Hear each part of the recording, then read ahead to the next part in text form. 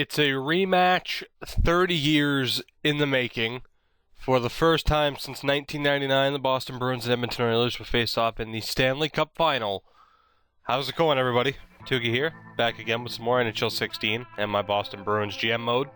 And after a 5-year journey where we had some early playoff exits, we finally made it over the hump. We made it to the Eastern Conference Finals. We upset the Columbus Blue Jackets in ridiculous fashion. If you didn't see that episode, go watch the episode prior to this one because it sets the stage perfectly for this series.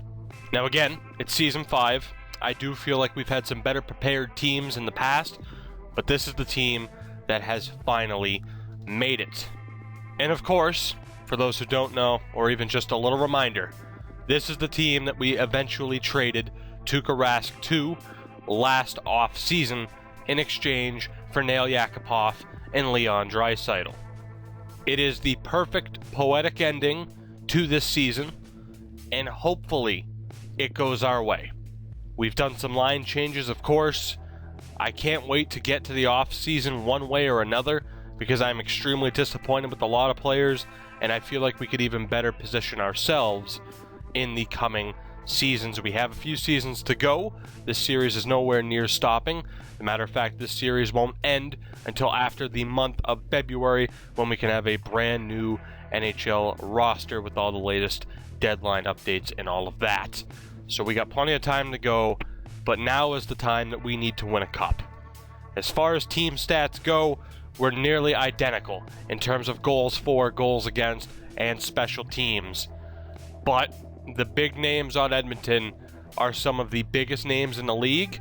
They are names that we failed to acquire in exchange for Rask. Edmonton wouldn't give them up, and for good reason.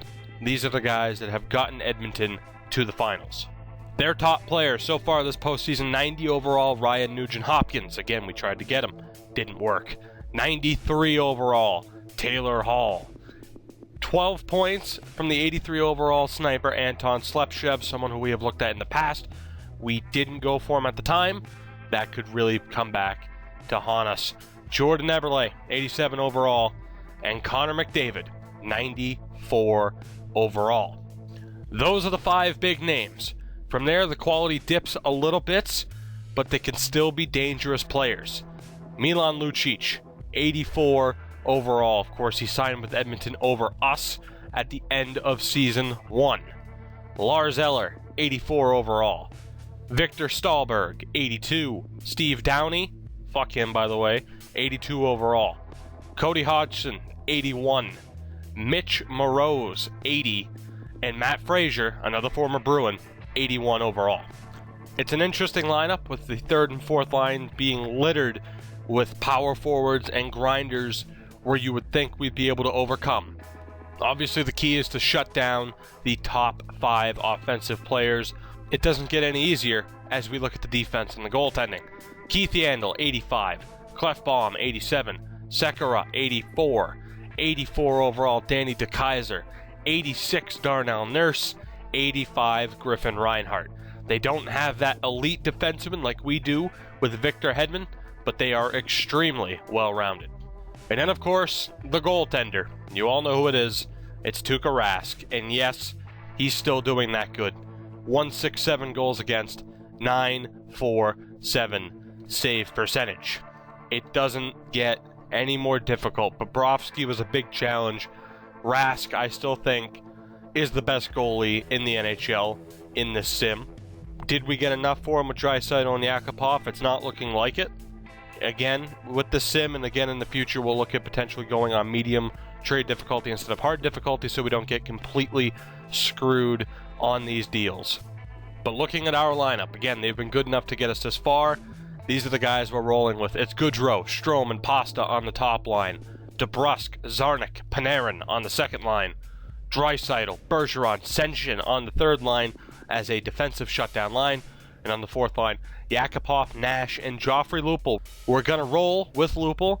He shores up the defense and the physical side of things more than Cam Atkinson does. He's a veteran, and hopefully he can slot in. We have some people down in Providence that we could potentially call up again as well, or even put Atkinson back in the lineup. Defensively, it's been a nightmare. Zaboral and Carlo have been our two best defensemen. Second line, Lozon, Krug. Hopefully can get it done. We've tried them together in the past. They haven't exactly gelled. And on the third line, a new name, Sean Day, getting a chance. Brandon Montour just has not been cutting it. It turned into a pretty bad trade, of course, trading him for Joe Morrow. Him being injured and us not immediately putting him back into the lineup has screwed over his overall. He continues to plummet. We're going to put Sean Day with Victor Hedman. Hedman and Krug straight up haven't been good enough. They were a dominant pairing last season. They don't have it this season. Something has to change if we are going to beat Edmonton. Hedman and Krug both have to step up if we have any chance of winning. And goaltending, he's back to a 91 overall. He's fully healthy. It's Malcolm Subban. His backup, Anton Forsberg, the goalie who got us here literally on 2 different occasions, carrying us in the regular season with a magical run, and then of course carrying us in the playoffs as Subban went down against Columbus. The second Malcolm Subban starts to struggle, Anton Forsberg gets a chance.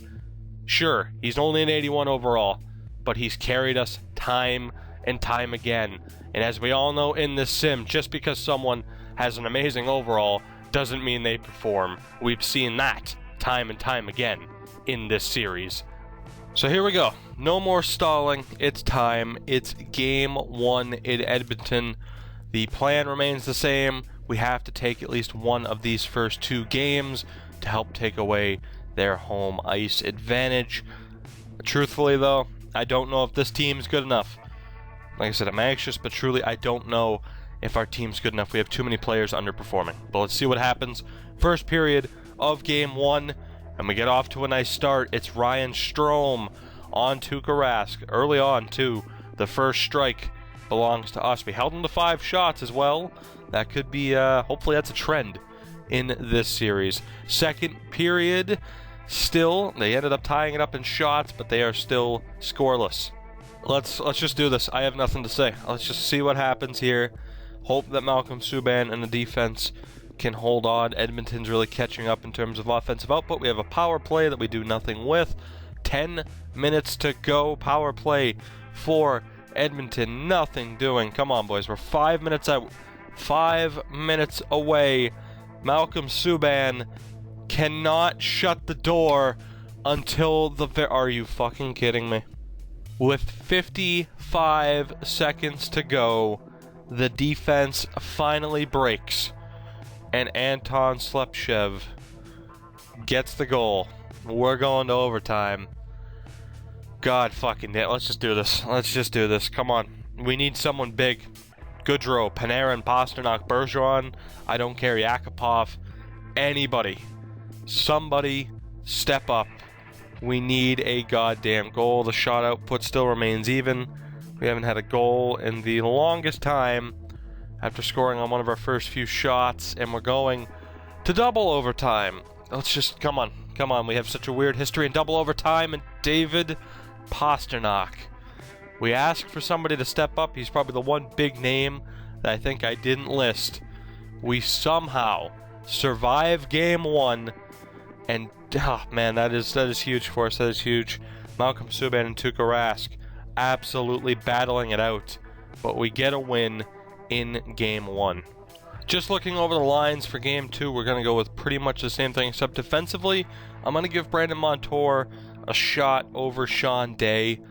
It's not that Day had a terrible game or anything, but we're switching up the defense, and I just think Montour fits in better.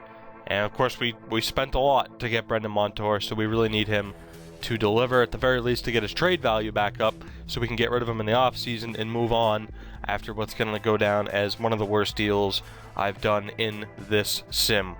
But moving forward, game 2, again, if we lose, it's not the end of the world because we at least took away the worst case scenario of being down 2-0 heading back to Boston.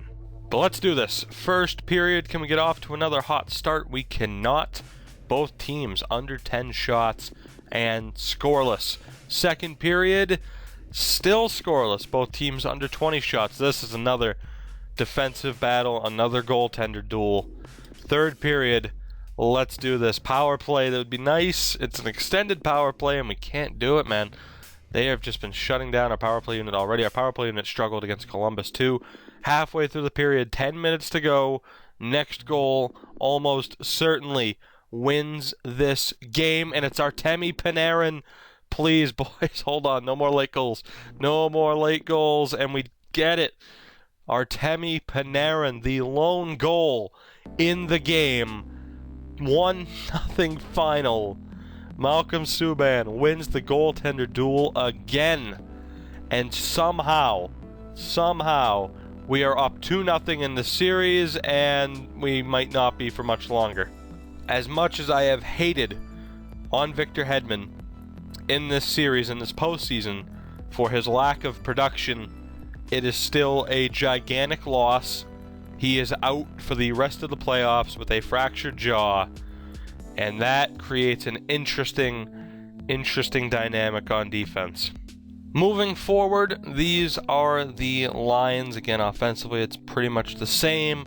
Defensively, it's not as simple as what you thought, and just in terms of putting Sean Day into the lineup. We've called up Austin Strand. We're going to go with the one offensive defenseman setup now. Torrey Krug, Brendan Carlo. Two-way defenders with Lozon, Zaboral, Day, and Strand. Strand also a right-handed defenseman. It's a risky move. It's his first bit of NHL action, but I'm going to put a little bit of faith into him, and hopefully it pans out, man. It's a risky move, but not too happy with what I've seen from Brendan Montour. We're going to give the two young guys a chance. So here we go. Game 3. Somehow we are up 2-1 in this series, but we are back in Boston. Momentum still on our side despite the loss of Victor Hedman.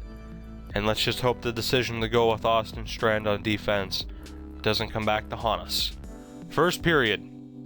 We get off to another good start. Only 6 shots, but we get the goal. Artemi Panarin, another big-time goal for us. Second period, and the offense wakes up. Zachary Senshin, 2 goals. Just unreal. 2 goals, 6 minutes apart. We only have 14 shots, but we have 3 goals on Tuukka Rask. Third period. Come on, boys. Power play goal would really end this.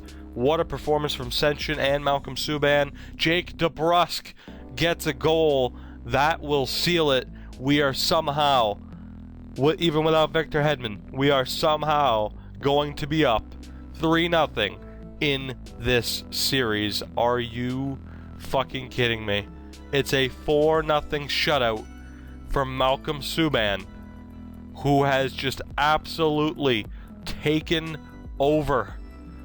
2 consecutive shutouts from Malcolm Subban.